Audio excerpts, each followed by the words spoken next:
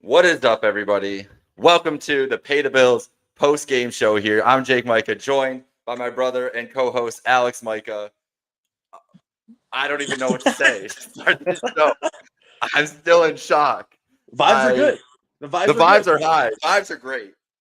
This has been a roller coaster of emotions. The Bills stunned the NFL world, Western New York, and most importantly, the Baltimore Ravens. 41-40 on Sunday Night Football. They came back from down 15 points with less than 4 minutes to go in this game.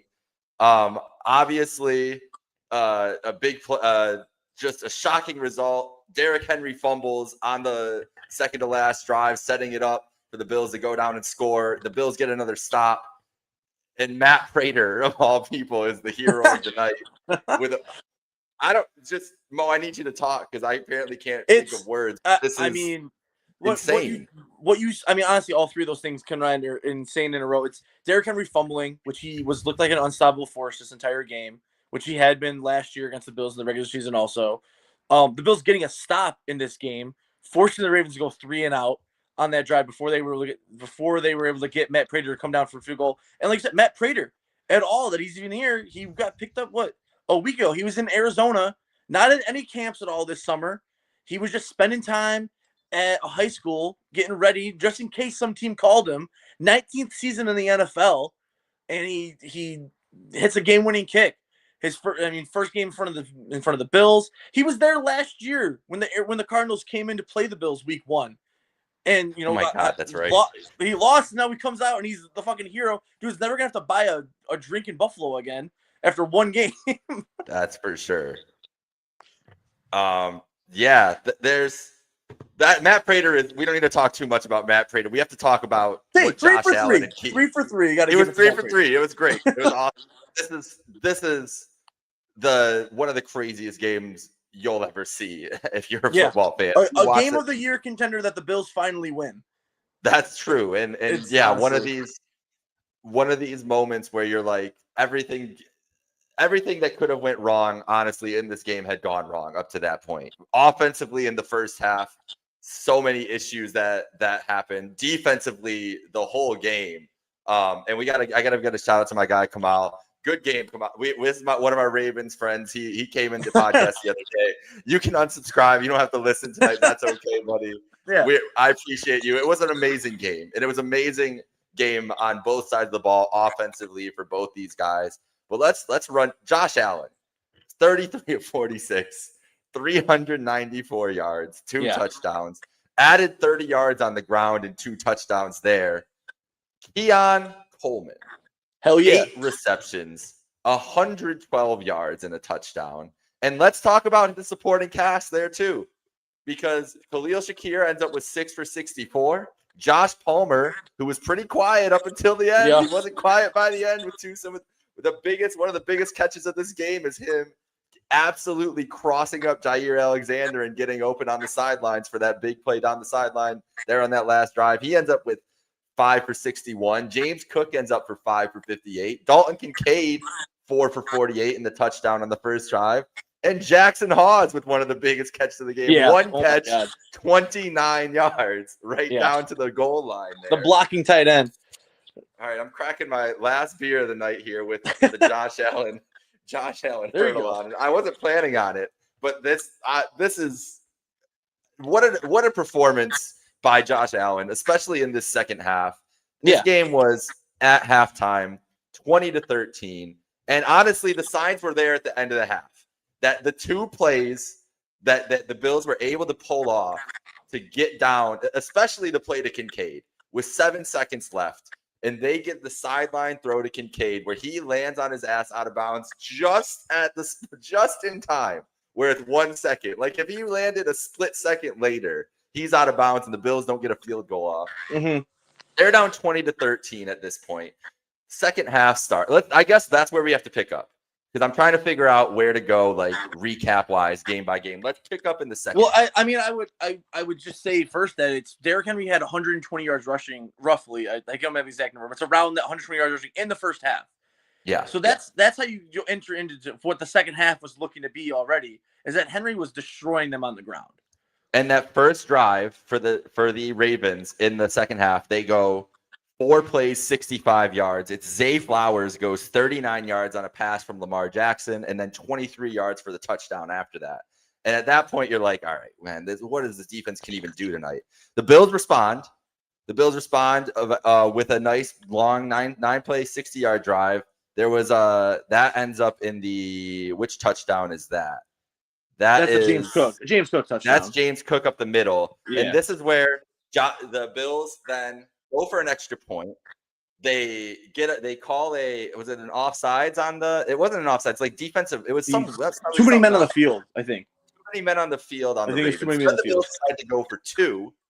They don't get the 2-point conversion, and what could have been a very pivotal point in this game, where you and I both thought it was a controversial no call that Nate Wiggins had forced Keon Coleman out. They say Keon goes out of bounds on his own, so the Bills are down by 8 at this point. Then 2 drives later for the Ravens, they go 3 plays, 68 yards, and it's from a Zay Flowers just explosion on the first play, and then DeAndre Hopkins making one of the catch. Yeah, one of the best catch you'll see of the year. And as I'm recording this right now, I have my Adobe open, and I had made the banner for the Postgame because I was so pissed off at this point. And it is the DeAndre Hopkins catch, and it still says on my screen, Ravens take down Bills on Sunday Night Football. I was ready to go live right after and just unleash hell on this podcast. I'm very happy I'm not doing that. Fourth quarter starts. The Bills go 8 plays, 84 yards, another awesome drive, which is obviously held up immensely by the big pass play to James Cook, where he goes 51 yards down the field, running straight down the middle of the field. But the Ravens answer right back, 46-yard touchdown run by Derrick Henry, and that's where we're at. We're at 40-25 with about 4 minutes left, with about 6-7 minutes left in this game. Derrick Henry gets that touchdown after a 3rd and long where Greg Rousseau and Joey Bosa push Lamar deep back, and he's able to escape both of them and pick up. I mean, it's like a 10. It's like 3rd and 10, so it's only a 10-yard gain, whatever. But he ran at least 30 yards on this play to pick up this first down, and then Derrick Henry scores on the next play. And it was like it looked like a defeated team at that point too, because did not get Lamar on that 3rd down. Like they had it was and kudos. There are a lot of issues that we can get into about the Bills defense at some point tonight or this week as we talk about this game and debrief. I'm sure we're going to extensively debrief this game for the entire season. Yeah. But that play could have been the turning point right there. Rousseau and Bosa have Lamar at like you said, 20 yards behind the line of scrimmage, and they lose him, and he gets the first down, and Henry scores the touchdown, and the Bills just look down and out. Then the Bills respond. 40-25 at this point. The Bills had another failed 2-point play where Josh threw a pick in the end zone. Doesn't count as a pick. But yeah, 40-25, but this is huge. This rookie kicker for the Ravens doinks it. You're right. So leaves it at 40. Leaves it at 40. Should have been 41. So the Bills start. You want to know what's a beautiful thing, Mo, that I just noticed as I'm looking at the game recap? The Bills start this drive to start this comeback with 7:16 on the clock. 7:16 on the clock. Wow. I can't make this up. I have to share the screen to show the people at the very least here, because this is like you can't I'm just in shock. You literally can't make it up. 7:16 drive start right there. And I didn't mean to close it out, but so I got to get this back up. The Bills We're running on adrenaline tonight, folks. That's really all we're at this point. I called you at like 11 o'clock when it was 40-25, and I was like, well, I'll just talk to you. We were texting about the game, and I'll just talk to you. Like, we'll see what the Bills can do the rest of the way. Donnie, I think America was asking that. Even Mo and I were asking that when we saw the catch. We're like, I swear that was Dalton Kincaid. I didn't think it was Jackson Hawes. What the fuck? How about all those first-round picks? It's true. Kyle Hamilton, Nate Wiggins. Marlon Humphrey doesn't fucking matter, apparently. Jair Alexander, wasn't he a first-round pick at once upon a time? He might have been. We'll get to him in a second, though, because we need to he might not be on the Ravens by Monday morning, honestly. But so we go to the Bills drive, 7:16. How many plays is it for them to get down the field? Do you have it pulled back up? Yes. So they go. It's quick. It's like 3.5 minutes? It's 3.5 minutes, but it's 10 plays, 80 yards. And it's just efficient Allen down the field. They do get a pass interference on Keon to help extend the drive on 3rd and 3. And then, but it's really just, it's no and that big wasn't for chunks big. or That wasn't anything. for a big gain though. Anyways, it was like Keon was like 3 yards past the sticks. It wasn't a big spot foul. Yeah. And so they do that. Then they get down, and this is a 10-yard, another Keon Coleman in the end zone. They score there. Punt. They kick the ball off to the Ravens. They have 3 timeouts at this point. And then here's the biggest play of the game. I mean, the biggest point, I think you have to count it as the big. If we're going to pick a play of the game, I would have to pick it this. Ed Oliver forces the fumble on Derrick Henry. Derrick Henry, who had such an amazing game. The Bills take over the ball at the 30-yard line. And they go right away. There's the Jackson Hawes play. One pass for 29 yards. I thought it was Kincaid. Down to the goal line. I thought it was Kincaid. I saw 8, and then it looked enough like a 6 at the time. I was like, that makes sense, Kincaid. I thought he was going to have a big game overall. He ended up, you said 4 for 48 and a touchdown. Yep. But, I mean, no. I mean, which is so weird because we had Quentin Morris these last couple of years where he would just have like a crazy, like one big play every now and then. And here, Jackson Hawes taking over that same role. He's meant to be one of the few offensive guys they even drafted this year, and he's meant to be this new pass-blocking tight end. And he comes up with one of the biggest catches that he's going to have in his rookie season, presumably. I mean, it's incredible. And then they go for a sneak right away with Josh. Doesn't work. I don't know. That sneak play has not been working out for them as well as they hope, especially against a good defensive front like that the Ravens have. Then what? Really, the last couple of games that they've tried it has not been effective. No, it's been getting stuff. Then what? James Cook run to the left side. Looks like he gets in, doesn't. So it's a 2-minute warning. We go to 2-minute warning, and then it's Josh just jumps over the top, right? I think that's the next play. That's 3rd and goal, and that gets them their touchdown. Yep. And then the Ravens get the ball back. It's 40-38. The Bills have a chance. They go for 2 again. They throw a pass to Keon. It's a pass to Keon, but the 2-point plays were all over the place today. It wasn't exactly what we wanted to do. So they get the ball back to the Ravens. The Ravens they don't 1-yard run, 0-yard run, which was here's the thing. The Ravens start getting cute here. You run the ball with Derrick Henry on the first play, get stopped, and then they try to run the ball to Zay Flowers. They try to zag on the Bills. The Bills are ready for it. The Ravens get Matt 6 Milano, yards one of the few times we could say Matt Milano's name in this game today. He gets that stop right at the line of Zay Flowers. Yeah, absolutely. And then the Ravens are forced to punt. The Bills get the ball back. No timeouts. 1:26 left. And at this point, I think everybody in Western New York and all Bills fans all around the country were feeling pretty good about Josh Allen and the momentum that was going the Bills' way at this point. The Bills get a 6-yard pass, an 8-yard pass. Allen scrambles to the right. A false start on Dawkins puts him at 1st and 15. But then the play I was talking about earlier, Palmer just destroys Jair Alexander on a corner route, gets 32 yards on that play. Then Allen just hits Coleman over the middle with a heat-seeking missile again on Jair Alexander, 25 yards. They get down to about the 10-yard line, and then the Bills kneel it down a couple times before Matt Prater comes out and kicks the field goal. And that's how the end of this game went. So that is the recap. And just trying to say that is insane. It takes your breath. So you just said it right there. 57 yards on 2 plays to Bills receivers that Jair Alexander led up on that final clinching drive. I will be surprised if he still has a job with the Ravens, honestly. Jair Alexander has had a bad time in Buffalo. Yeah, that's for sure. On Sunday Night Football, he's had a bad time in Buffalo. It's crazy. It's an improbable comeback. It's awesome. It's hilarious to see Ravens fans freaking out about it a little bit online. Just because obviously and Bills fans are going to do the same right now. They're going to talk so much shit in the world right now because they got this win. And there was so much shit talking going on leading up to this game between the two fan bases. And to come out on the other side in this fashion is pretty fun. Not going to lie. But it's crazy. And, guys that you brought in that you want to see do well, Josh Palmer, there was a play that you tweeted about earlier in the game that led to the Bills' second touchdown. was that's not going to show up on the stat sheet, but Palmer getting that DPI call right down at like the 5-yard line. That's huge. And then he comes up with these big catches. We wanted Keon to step up. He fucking stepped up in this game. I mean, the guys that you wanted to show up, at least offensively at this point, they were showing up. I mean, and the Palmer, I believe that the PI was on a third down as well. Like that was a play that it was dead third down. The Bills were going to stall out on that drive, and he's able to draw that back too.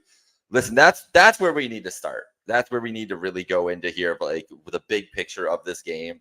And everybody was probably complaining about it at some point during this game. The Bills passing offense, they weren't going down the field. I think at halftime, it was they said the stat on the broadcast. It was like 48% of the passes were behind the line of scrimmage from Allen to start in the first half. I thought it was 41, maybe it was 48, something like that. It was in the 40s, and it was the highest of Allen's career up to that point. And they were like, oh, I don't know if that's going to be able to stay if they come back in this game. Well, it did not stay. I don't know what that stat is, but they started pushing the ball down the field a little bit, whether it be game plan switching or just Josh Allen just trusting it and go. Because listen, Joe Brady, I don't know what the conservativeness in the first half was going on there. They were scared of the middle of the field. They were scared of one to two different things. I don't know. We'll see as we review more tape and see more things about this game this year.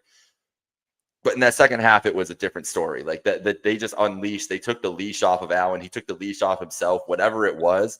And the difference in this game is you want to talk about the receiving core. The receiving core has been a topic of conversation since when? Since the draft. Like really? Like since Brandon Beane went on WGR and said quit bitching about wide receivers. Like it's been a theme since then. And tonight, the Keon Coleman proved everything wrong. Proved the Bills right, because the Bills knew that what they had in Keon Coleman. They've had faith in him from the start. We saw the flashes last year before the injury. He had 3 huge games in a row before hurting his shoulder and really messing up his season. And then all throughout camp, all throughout the preseason, it's like, hey man, Keon looks like the best player on the field again. Oh, Keon's making crazy catches in camp. Oh, Josh is looking to Keon all the time. And people just still didn't want to fully buy into the Keon Coleman stock and Keon Coleman hype. 8 for 112 is number one receiver shit, like bar none. Against this defense, against a Jair Alexander and a Kyle Hamilton and everything else. Like this is his coming out party. This is his breakout game by far, especially to the national audience and everything else. He's going to be getting a lot of money put on him over the next couple weeks by people all over the country for touchdowns and everything else. But this is what we expected from him when they drafted him. This is what they wanted, and this is always what they believed could happen with this wide receiving core. Is that if he turns into the number one that they've always needed, that kind of physical guy that Josh can kind of trust in any situation, because we saw Josh throw him jump balls today in multiple occasions. Especially on the 2-point conversions, even if it didn't work, like the trust that he had in Keon in those moments to do that. But also, Keon Coleman sneakily an incredible yards after catch receiver that doesn't get enough credit for it. Like on that last play to get down into the field goal range to make it a chip shot for Prater. He turns what could have been an 8-yard gain into a 25-yard gain because of his physicality and because of the way he can move. If he has like one little step more to the right, he burns Jair completely. Jair's on the ground and just gets it by the ankle. Keon's walking in the end zone otherwise on that play. If he's a little bit more to the right, he's walking in. I mean, I've been high on Keon. I think I liked him last year when I saw it, and before the injury, I thought he was gonna be turning from a good player to a great player. Obviously, still has the talent. Career high in catches today with 8. His previous high was 5 last year. Not his career high in yards. He had 125 against the Titans last year, but like in a game like you said, similar to this, where he's a sneaky run after catch guy, which everyone was afraid of that when they drafted him because he had a slow 40 time. But guess what? When they ran that gauntlet drill in the combine 2 years ago, everyone showed that he could sprint down and keep a straight line, and that's what they want you to do because that shows real in-game speed, and that's what he's fucking good at. He's got that in-game speed, and he can jump out of the fucking stadium if he has to. He made a play on the touchdown that put it to 32 points. That opening of that drive, he had a huge catch along the sideline where he jumped up and got it. I don't know. It's overreactions about all these receivers all the time, and that was a conversation that was going to continue if they lost this game. People were going to be flipping out. So I'm glad they could put some of this away. Josh doesn't get 394 yards just with checkdowns or just James Cook. They got it done. Elijah Moore did a little bit more than I thought he would. He had a couple catches, so good for him. He got involved, but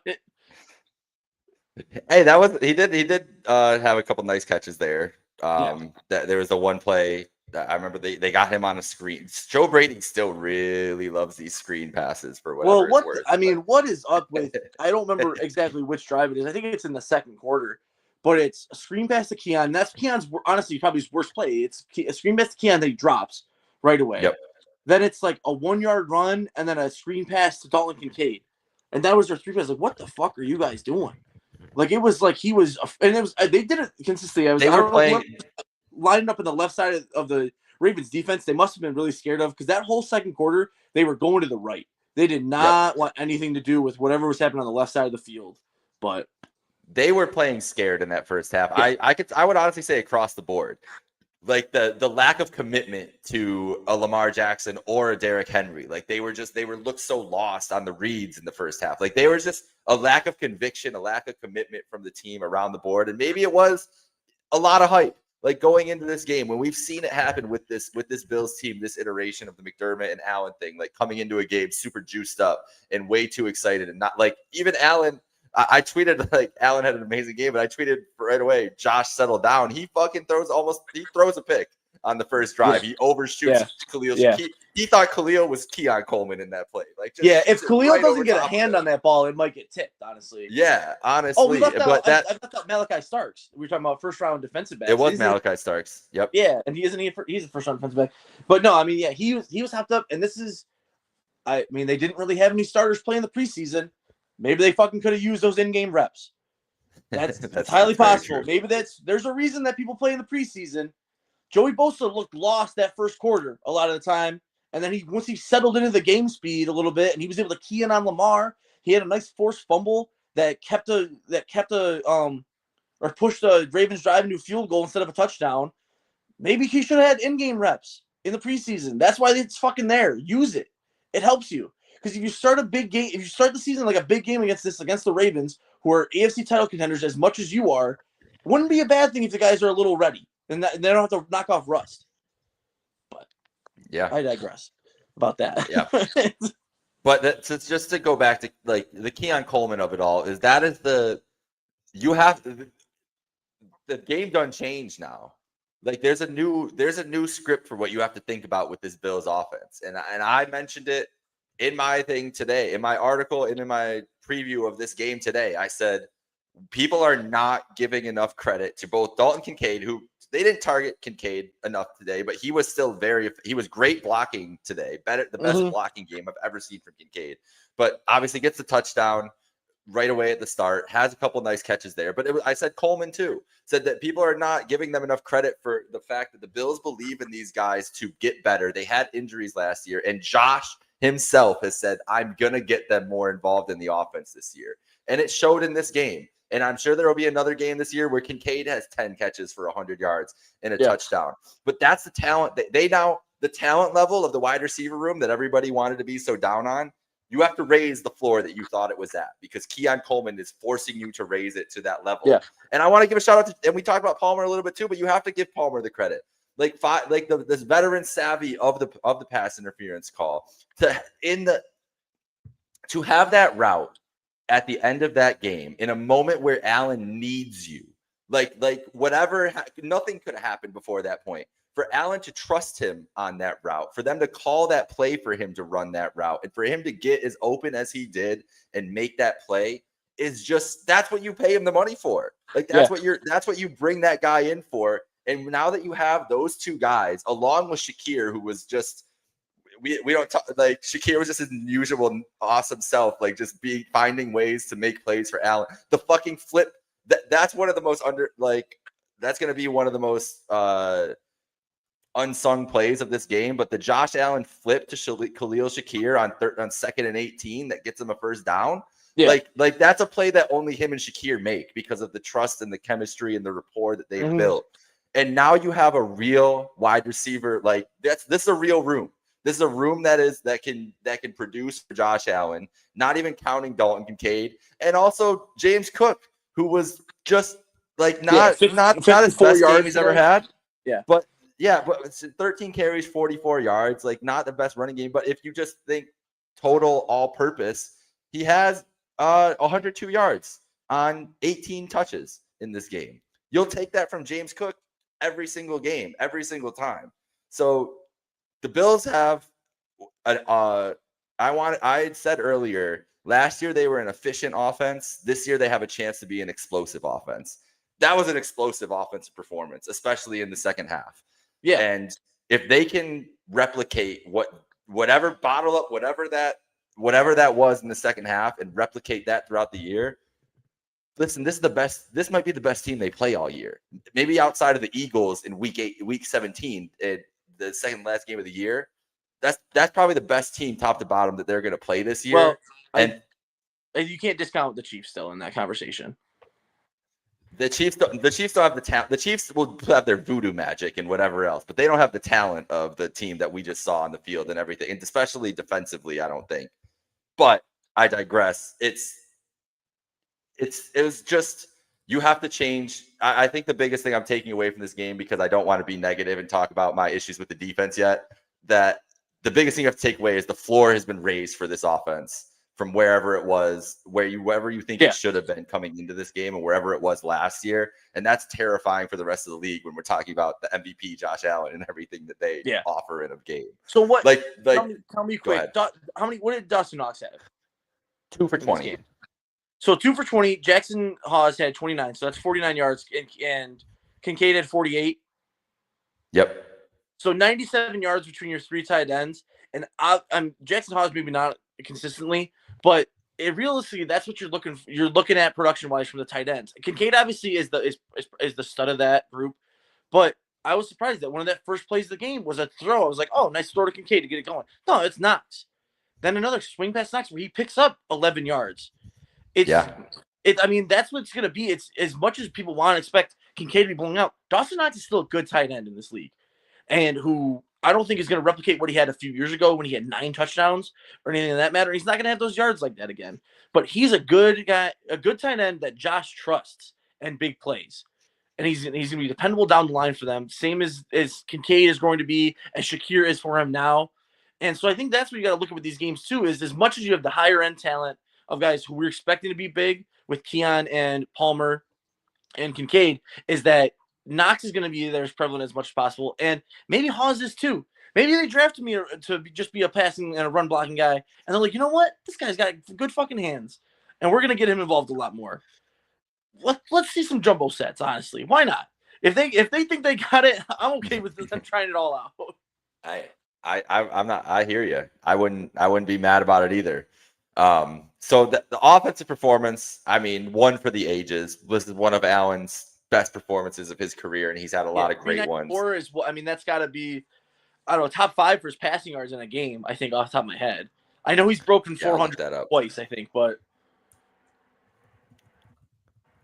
let's see, what are Josh Allen's top passing games? Yeah, it's got to be close. It's close. He's got a 415, I remember one year. Or like a 413. Just incredible, man.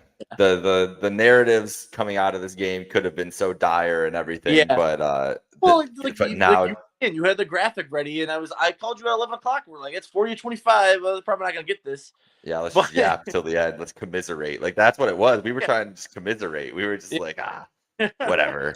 So this will be his 4th highest passing total game ever. He 424 against the Steelers, 415 against the Seahawks, 415 against the Dolphins, 400 against the Dolphins, and then 396 or 394 tonight against the Baltimore Ravens. Yeah, just a special night. You gotta love that. A lot of AFC opponents there, so good for Josh. Taking it out on the AFC as you should. and you love seeing the Dolphins there twice. Yeah. Let's talk a little bit. We got to talk a little bit about the Ravens and the defense in this game, because there's a lot of different ways you can go with it today with this defensive performance. Lamar, 14 of 19, 209 yards, 2 touchdowns. Derrick Henry, 18 carries, 69 yards or 169 yards. And just had and a lot of that is a couple big runs. He had a 49-yard run. There's a couple other long ones in this game. Zay Flowers with a career day, 7 catches, 143 yards and a touchdown. Like, if I were to just tell you those stats, you would have been like, oh yeah, the Ravens destroyed the Bills tonight. Yeah. And that's what it felt like for a lot of that game. Like, it was the Bills on a scripted first drive, which I got excited for, and I felt stupid for getting excited for in that first half. Like, God damn it, they got me on with really good field position because Codrington brought it out to the 50. Also that part of it. But the Ravens, to break down that little first half again, the Ravens get a field goal on the first drive. So you're like, okay, like maybe the Bills are into this. The Bills then 3 runs on first, second, and third down, get a 3-and-out punt, and then the Ravens just take over from there. They go 6 plays, 85 yards. That is a 30-yard touchdown run from Derrick Henry. The Bills punt again. Then the Ravens get a 49-yard run from Derrick Henry on the next drive. They score on that drive with another with a Lamar Jackson read option, and you're like, what is going on here? Like, can this team stop Derrick Henry? Yeah, it's a 17-0 run really quickly into the second quarter, and this is it's just a theme. We've seen it with this team year in, year out, but a lot of it is there are good signs to take from this game. Like, defensively, here's the thing. You're not playing Lamar Jackson every week. And when Lamar was dropping back, like when it was a drop back passing situation, the Bills were in his face. Ed Oliver had one of the best games we've ever seen as a Buffalo Bill. He was creating havoc all game long, but you also have to give a lot of credit to what Joey Bosa and Greg Rousseau were able to do to help him get pressure, especially Bosa. Like, Bosa, a lot of people were getting on him in the first half for his run defense, and I think it was pretty fair, but I don't think anybody was playing good run defense at any point in this game. But Bosa was eating up blocks. He got a sack early in that game that got called back on a defensive holding call on Dorian Strong, which we agreed was a pretty phantom. Pretty weak call. They're picking on the rookie. On the rookie, absolutely. Bosa then. Who it might have been. What's that? Was it on Hopkins too? So it's a really vet receiver getting that call. I might be wrong about that, but. And honestly, you'll see a call like that every week one in NFL history. It's always a rookie that gets a welcome to the NFL call. Like, you gotta shape up. But then, so whatever you want to say about Bosa in that first half, he makes a play to save them in this first half. He forces a fumble on Justice Hill on a first down, and the Ravens lose 15 yards. They go to 2nd and 25. They end up having to kick a field goal on 4th and 25. And the second half, when the Bills are in situations, in just like pure passing situations, they were able to create havoc for Lamar in this offense. Now, Zay Flowers got loose a couple times, but a lot of those times were blitzes and disguises and things that we are uncharacteristically see from the Bills. The Bills sent Cole Bishop on a blitz. Talk about again that if this game wasn't a win, would be. I mean, still, Bobby Babbitt, you're on the fucking hot seat after this one, man. You're blitzing. You're Taron Johnson and Cole Bishop are both blitzing, so you leave Zay Flowers covered by Terrell Bernard, who is a good linebacker, but he's not keeping up with Zay Flowers in any sense ever. And you saw the post about it. Next Gen Stats said it's Cole Bishop at the time of the snap was 12.8 yards deep, which is the deepest any blitzer has been since 2021 over the last 5 seasons. That I don't know. There's no excuse for it at all. If that's what was dialed up and Babbage, that's what he told him to do, then it doesn't make any sense. If Cole Bishop just didn't know he needed to be up farther for a blitz, then I don't know how he made it to the professional like any level of professional football. It's an asinine call on 3rd and 7 that sets up this 39-yard gain to Zay Flowers, and then he scores a touchdown, I think, 2 plays later. That sets, it's insane. Let's also the next gen stats on the Lamar scramble are pretty crazy too. Lamar traveled 75.9 yards on the 19-yard scramble. He's responsible for 4 of the 5 longest scramble runs by total distance over the last 2 seasons. And also he was contacted 20 yards behind the line of scrimmage, the fewest yards before contact on a play that gained positive yardage since 2017. And the last previous mark was held by Cam Newton, and it was only 13 yards behind the line of scrimmage. Yeah. Lamar was 20 yards behind the line of scrimmage, and he got 19 yards on the play. After that play is when I texted Greg. I said, Greg's a bust, Joey Bosa's a bum. That was when I said this. Because they both get amazing pressure, get right in his face. And then I don't even know. I think they kind of collided with each other, honestly. Because Greg was coming at him. I think Joey knocked him off the line he was on. And then at that point, the right side of the field just opened up for Lamar, and no one was there to touch him. But I don't know. That's the type of shit that makes you just want to I don't even know. Just throw a pillow across the room. It's like, how the fuck is this happening? I understand it's Lamar Jackson, but it's like that's the shit that's just so disheartening when you see that, and that's obviously led to that touchdown that made it 40-25, with a lot of people who left the game after that that took place, but. I don't know. The defense has had a problem for years under McDermott with runs, and it's always one game a year at least where they just completely get gashed. We've seen it happen before. What was it, a few years ago it was the Colts. Last year it was Derrick Henry. This year it's already Derrick Henry. There was the Eagles back when it was Carson Wentz even. Yeah. It happens. They just get gashed by the run. And they haven't. They kind of tried to address the need. You sign Larry Ogunjobi in the offseason, but he's not playing for 6 games. You draft Deion Walker, who I don't even know if he was on the field at all today. I didn't see him, or at least I didn't hear his name if he was out there at all. This 6'7" monster that he's supposed to be taking up these lanes, he's not even out there. And then the safeties. Taylor Rapp at one point, it was on a long Derrick Henry run. I don't think it was a touchdown run, but it was a long Derrick Henry run where Taylor Rapp tried to just fucking hit stick Derrick Henry with his shoulder and obviously didn't do shit. And I'm like, you're just a dumb person, man. You think you can do that to Derrick Henry? He's got 100 pounds on you. What are you trying to do? And then Cole Bishop, who, I don't know. No one is stopping Derrick Henry on that touchdown run, that first one. But Collinsworth said it multiple times. He's like, it's just embarrassing. You don't want to be embarrassed like that. And it's like, you don't. Cole Bishop had no chance of making that tackle. He didn't even really get a hand on Derrick Henry. Yeah. Not a great game for Cole Bishop and people who are trying to fight for Cole Bishop to have a spot on this team. I am one of those people. I am people. Yeah. I wasn't trying to write off Cole Bishop at all by any means, but this game, some very boneheaded mistakes on his part in this game. That's for sure. Dan Donahue here. Josh taught us all a lesson. We can never give up on this team. No, you're right, man. I have two friends. I have two friends who texted me that said they missed the comeback and left this game, and it's crazy. One of them we know. One of them our very good friend, Brandon Haas. I saw the message. Slick Al also was in the bus watching the comeback himself. I get it though. I could see why you would there was a lot of people that left that stadium. I don't know, man. I didn't realize it in person. I don't know what the price for tickets was for the home opener, but I wouldn't have left the game through that. I paid money. I'm not getting out. Next gen stats. The last next gen stat I want to share is just about the Bills. The Bills comeback here, and it's the probability and everything else. The win probability was as low as 1.1% with 8:37 left. It is the most improbable comeback by the Bills with Josh Allen as the quarterback, and the 13th most improbable comeback by any team over the last decade, according to win probability. And then our dad actually sent us this stat. Oh, there's two of them here. Ready?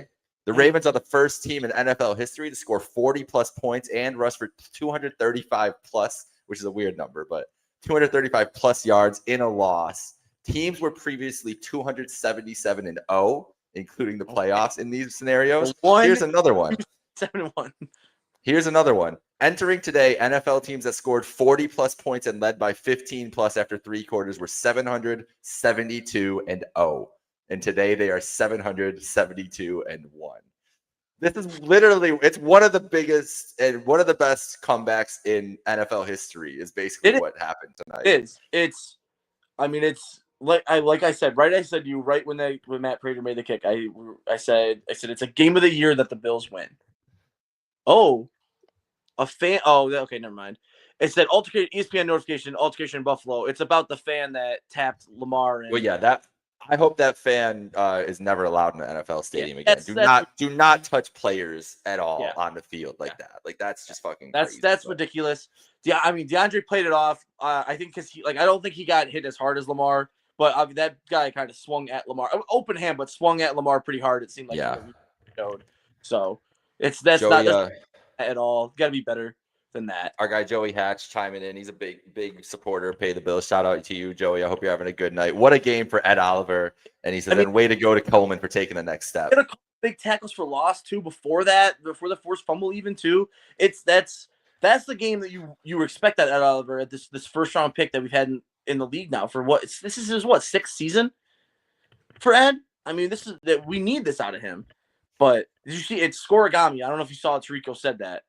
Yes, and a scoregami. 41 things. Scoregami. Shout out my friend Ryan Dunning who attended the scoregami 3-part premiere that was in New York. They had a special. So baller. I need to see the kick again. The kick was almost blocked, by the way. No, it was. They did get a rush in there. I was like, they're rushing there, but I was like, it's fine. Shout out to the 12th man mafia, yes sir, Joey. And Josh Allen now has the most rushing touchdowns in Buffalo Bills history. 66 touchdowns on his first run. So he's at 67 now. At the end of the game. 67. He's extending on that. He needs 9 touchdowns to have the most by a quarterback all time. He'll pass Cam Newton with 9 more rushing touchdowns this year, which at the pace he's been going the last couple seasons doesn't seem like it's an unlikely thing to happen.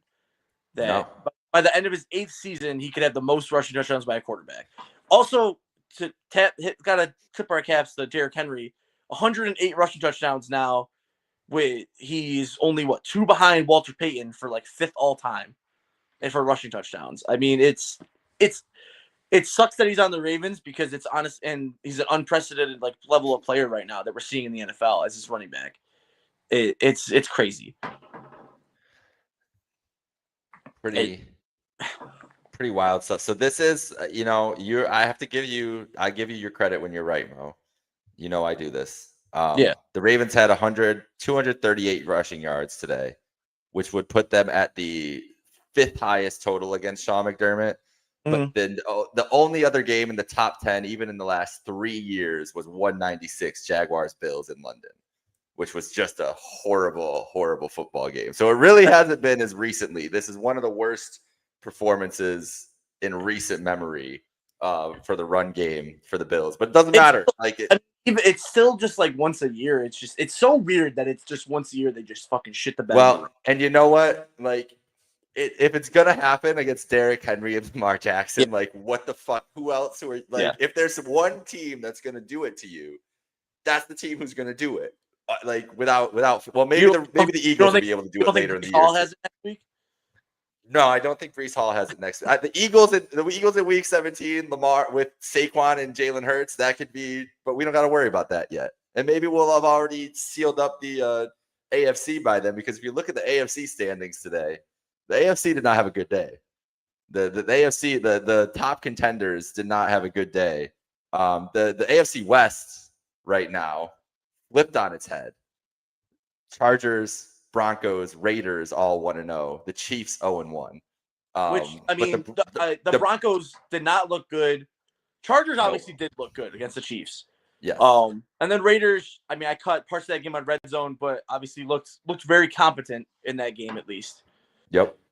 The Colts destroy the Dolphins, but I feel like that's more about the Dolphins. Indiana Jones. Indiana Jones. Yeah, that's one that's gonna stick around for sure. The Jags go to 1-0, but that just a gross game, lightning delay. They played the Panthers, whatever. The Titans didn't let the leash off of Cam Ward, and that's why I was going to bring up the Broncos. The Broncos didn't look really particularly impressive today either against the Titans, just playing a rookie quarterback. The Texans offense couldn't do anything against the Rams in Los Angeles. The Bengals play the Browns and get outgained by 200 yards and only lose because the Browns kicker is inept and misses an extra point and misses a potential game-winning field goal. The Steelers get the win over the Jets in just the Aaron Rodgers revenge game, I guess. He called it the revenge game himself, basically. He said, I enjoyed beating them. He had 4 passing touchdowns. So the AFC East all 0-1 to start, and the Bills get 3 of the next 4 games against three of the next 4 games against the AFC East. So they could really start separating themselves in the division early on in the season, and they have a 1-up on the Ravens now the whole year, which will be huge for the tiebreakers going forward, because last year that was obviously a big issue with the tiebreakers trying to get over the Ravens. And the way that Chiefs team looked, like if the Bills offense looks like this against this Ravens defense, who knows, man? Like this is the we knew going into this game and looking at the schedule that how important it was as a week 1 game because of the tiebreaker scenarios and just how we knew these teams would be contending for a Super Bowl again this year. It feels good to be with the way the schedule worked out and the way the games all poured out. It couldn't have been a better weekend for the Bills, honestly. Yeah. So it really is. And now, we get just tomorrow a nice Monday night game that doesn't really matter at all for the Bills. You just hate watch for JJ McCarthy. Yes. If you're on your second hometown Bears, if you want to call them that. Yes. We do support the Packers in this household, so I don't know if we can really say that. But I just want the I feel bad for the Bears. I just want the Bears to do well more. I don't, because you know what I looked up during the game when we were talking about Roquan Smith and how amazing of a player is. You want to know what the Bears traded to the Ravens? It's not good. You know what it is? You go ahead. Exactly what it is. When the Bears traded Roquan Smith to the Ravens, they got a 2023 second-round pick, a 2023 fifth-round pick, and A.J. Klein. Yep. That's what the Bears traded for, to give up Roquan Smith, who's a perennial all-pro player the last 5 seasons. And then they signed Tremaine Edmonds. Yeah, I like Tremaine Edmonds.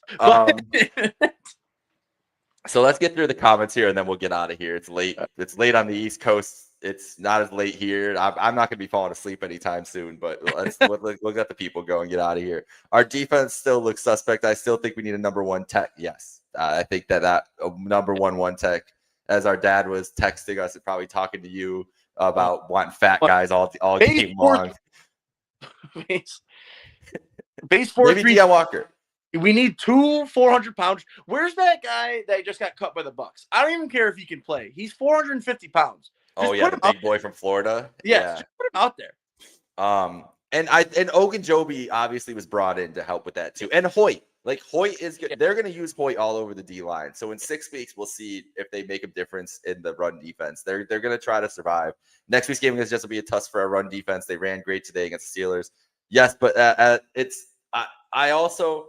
I hear you, but they don't have to worry about the threat of the pass like they did tonight at all. Like they can sell out more for the run. I know what you're going to say, but it's not like Fields is not Lamar.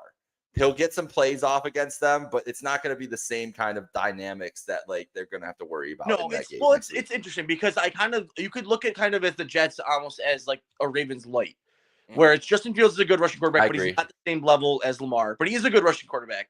Garrett Wilson is probably honestly a similar receiver as Zay Flowers in terms of. I would say so. Yeah, it's probably pretty comparable. Where Zay Flowers might be a little faster, I think Garrett Wilson maybe has a better catch radius. It's kind of a trade off. And Breece Hall and Braylon Allen are a good 1-2 punch. Where honestly, Justice Hill was not really used at all in this game after that fumble. Really, I don't remember seeing him. No, yeah, he was pretty much done after that. Other times that the Ravens have used him. But no, neither one of them is as good as Derrick Henry. But Breece Hall today, he looks like he's healed from that injury from a couple years ago. He has got a nice burst. He definitely does. Braylon Allen really didn't do too much in that game, honestly, to show. He had a touchdown, but he wasn't doing that much. I don't have the stats pulled up exactly right now, but it wasn't anything crazy impressive. I don't know. It's like you said, it's not as much of a worry as it is with Lamar, but you do have a rushing quarterback, and solid running backs. I don't know. It's going to be an interesting game.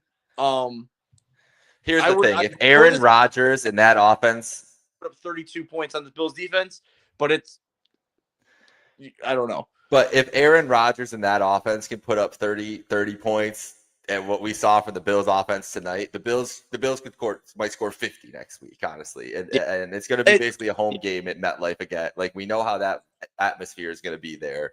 It was very honestly today. There was a lot of Steelers fans there too today. Yeah.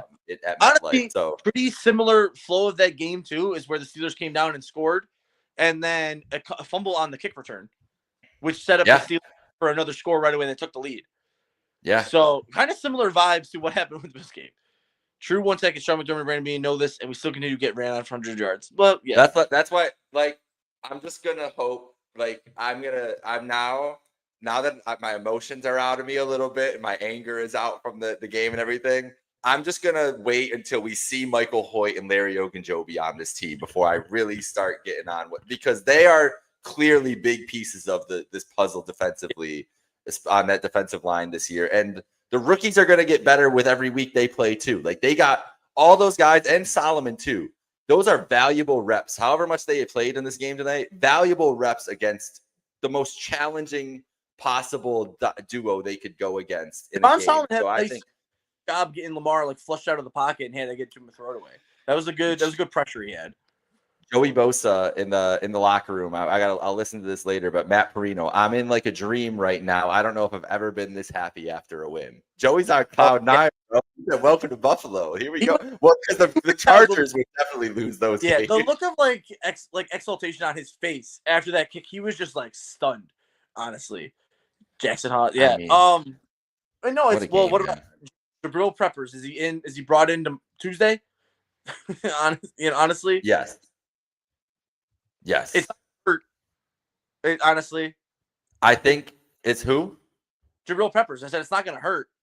Oh no, it's not going to hurt. And honestly, like, Cole Bishop, man, like, there was just too much of the same shit where he wasn't playing instinctually. He clearly was processing everything out there in real time, and it hurt them too many times, and it made Rapp try to have to like, I don't think Rapp was good either, but a lot of it was Rapp trying to cover up for shit that was happening next to him.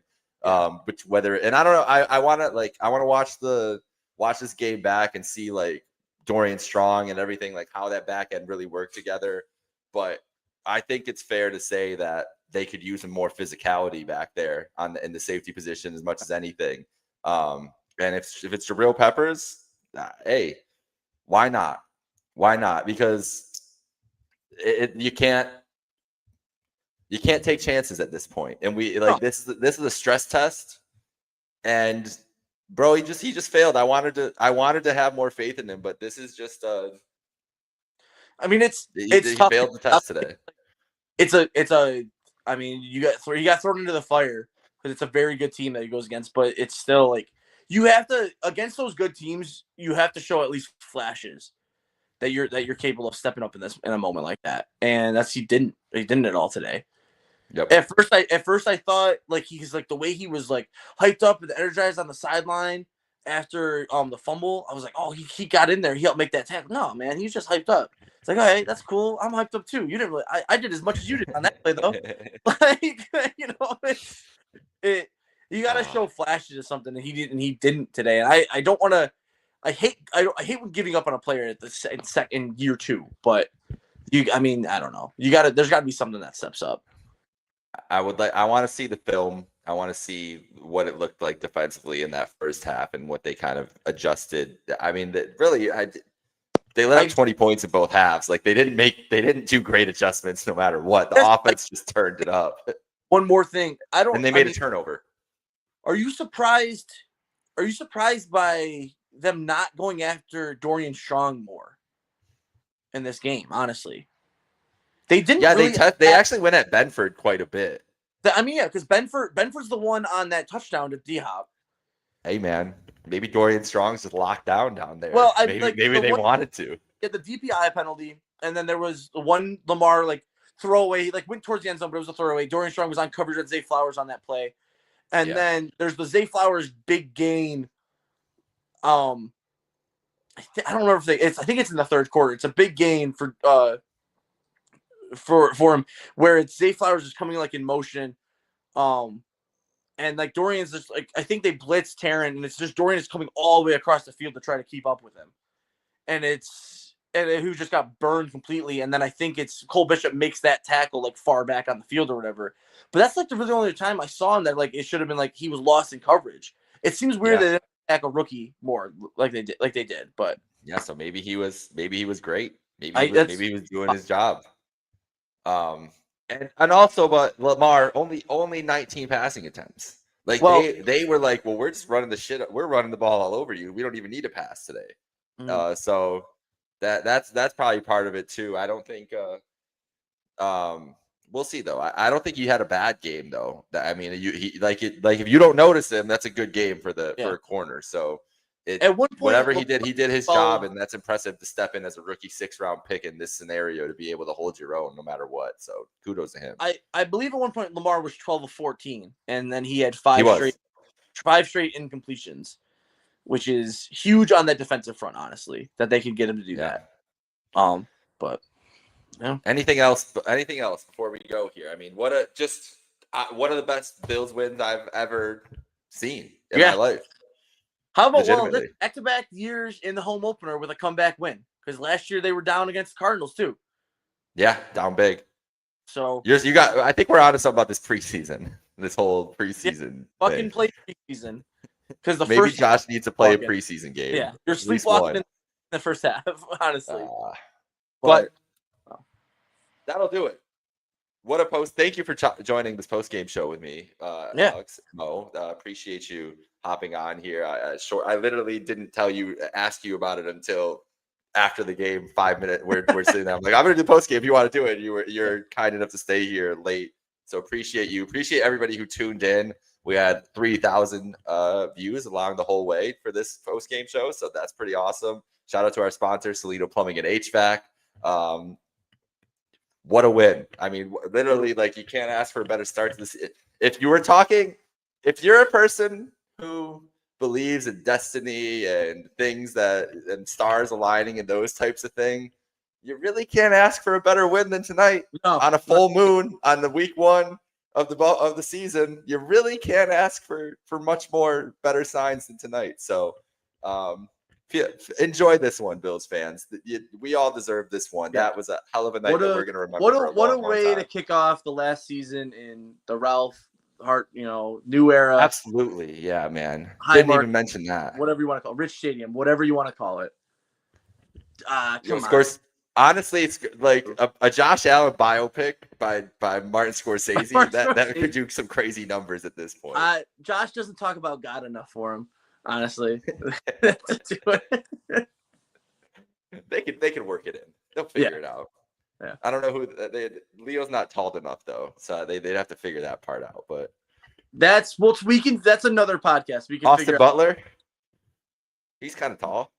I don't know. Jacob Elordi's like 6'5". Oh, that's true. Already was a quarterback on Euphoria, yeah. But he's Australian. Can he play Can he play Fireball California Josh Allen if he's from Australia? Out west, yeah. I don't know. Glenn Powell is honestly the answer, but he's he's a little short. Glenn Powell, I don't know if Glenn Powell's short. He's playing a quarterback on Hulu now. Oh, that's true. Chad Powell. He's playing a washed up quarterback. Yeah. He's 6 foot. Probably 5'11". No. But Jacob Elordi's tall. Jacob Elordi's tall though. That'll do it. Thank you for everybody who tuned in tonight. Go Bills. Go Bills.